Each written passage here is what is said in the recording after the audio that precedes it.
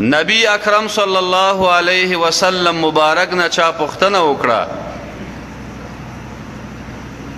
پیشنمه باید کوم وخت کې وشي؟ نبی علیہ السلام مبارک فرمائی پیشنمه د داسې وخت کې وکي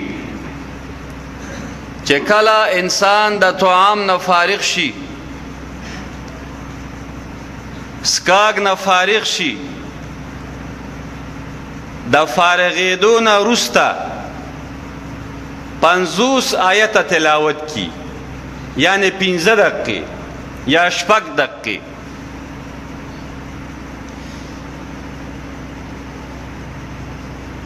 بعض خلک وختي پیشنمه کوي بیا وده کیږي، دا د سنتو نه خلاف دی.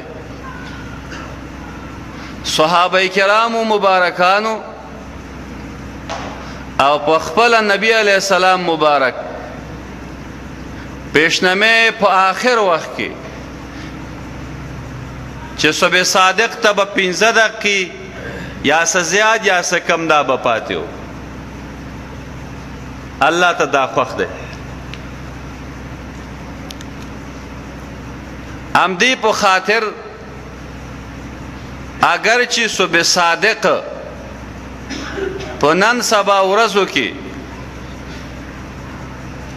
و باندې یا ته باندې راخیږي، خو مؤذن ته ما ویلي وو چې 10 دقیقې مخکې اذان کوه، ځکه چې کله صبح صادق را وخیږي او په هغه وخت کې اذان وکړي، دې وخت کې بیا بعضې خلک وي چې وایي اذان شروع دی زه خیر دی یو ګیلاس اوبه وڅکي دا روژه یې خرابه شي. روژه کې احتیاط په خاطر یو 15 دقیقې د صبح صادق نه وړاندې اذان کول پکار دي، احتیاط خبره ده.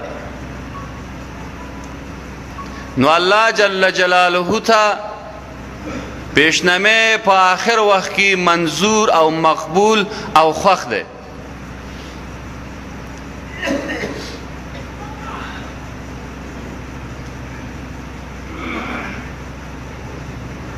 او په دې وخت کې وده کېدل دا مکروه دی.